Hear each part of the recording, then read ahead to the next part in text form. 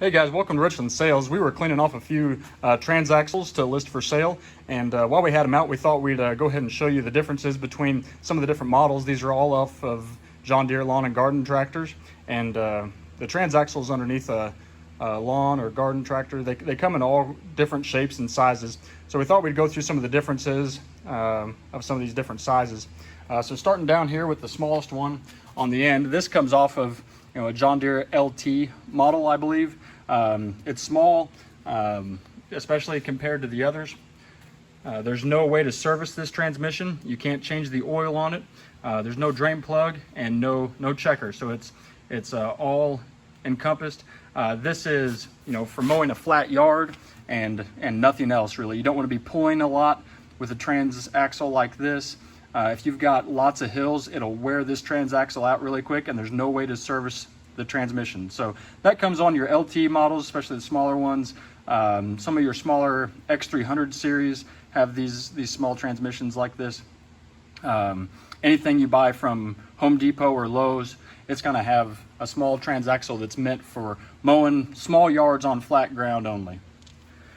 Jumping up to this one, I believe this is off of an LX279, so it's a little bit bigger lawn tractor. The LX279 had a liquid cooled engine, but another thing you notice is that the wheels just slide on to these rods. They don't bolt on, so they're held on by a key, which is fine. You got to make sure that there's the key in here to keep one wheel, to keep your wheels from slipping,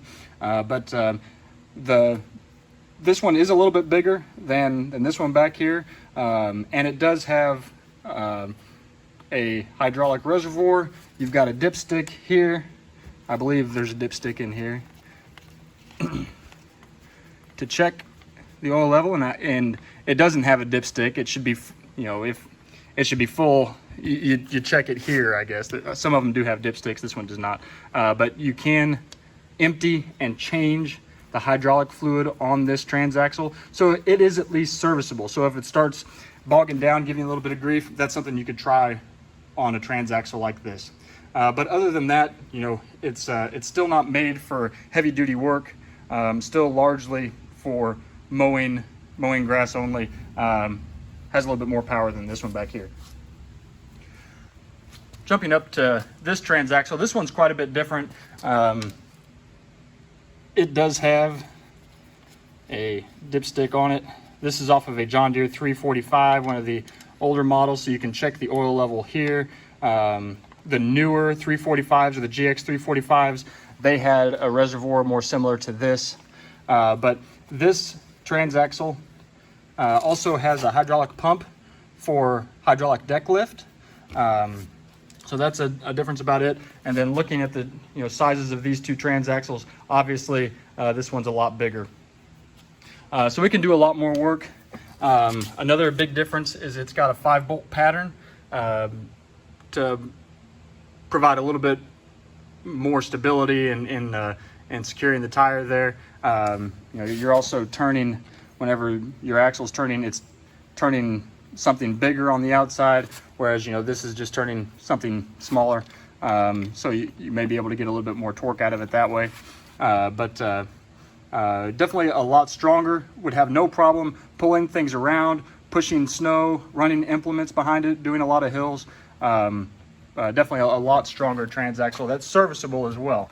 So if you look, here is where your filter would be, so you'd unscrew this. You have a filter inside there that you can replace. You can service this transmission. And then jumping up to this K91, these are all tough torque transmissions. I believe the one on the end is like a K46, a K51. I think this is a K71. K70, I'm sorry, and this is a K91. So this came off of a Ford 25. So these are the types of transaxles that are under like your X700 series. So X720, 445, X485. The new X730s have transaxles similar to this. Again, you can check the transaxle fluid with the help of a dipstick.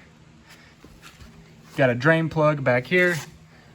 A big filter up here. A lot of people don't change these, but they're really easy to change. It bolts on here. It's got the 5-bolt pattern as well. Now this pattern matches that pattern, so wheels off of these are interchangeable. Taking a look at the other side, you've got your linkage here for differential lock. So that's something that none of these other transaxles have, is differential lock.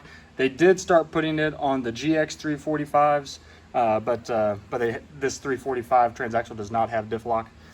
So here's your differential lock here.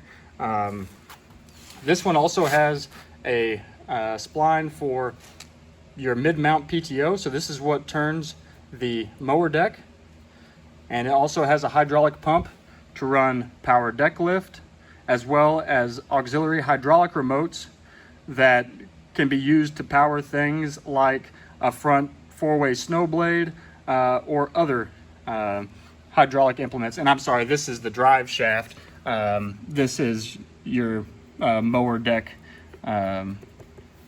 shaft here. So this is what attaches to your deck. This is what actually runs.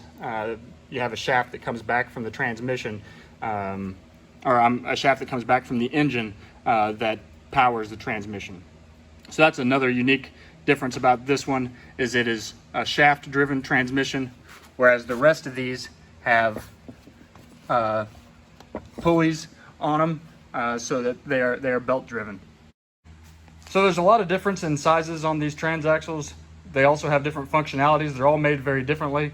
The cost of these ranges in the thousands of dollars, from something that may cost several $100s to something new that would cost multiple $1,000s. So anyway, I hope this video was helpful. Whenever you're taking a look at a lawn or garden tractor, definitely think about what you're going to be using it for and what type of transaxle you need for those uses.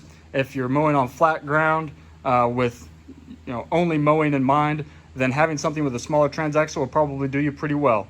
If you've got something mid-range, one of these two, but if you've got some heavy-duty work, you definitely want a transaxle that can handle a lot, for example, a lot of hills. You may want differential lock.